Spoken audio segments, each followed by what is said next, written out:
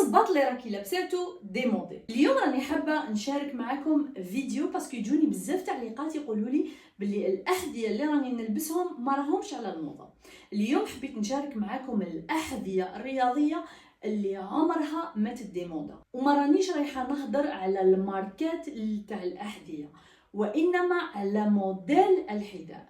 مثلا الستان سميث من عند اديداس، هذا النوع من الاحذيه جينيرالمون ما يديموداش ويبقى دائما على الموضه، يعني حذاء رياضي كلاسيكي. بصح يلزم انا نشري الستان سميث من عند اديداس ونخسر بزاف دراهم؟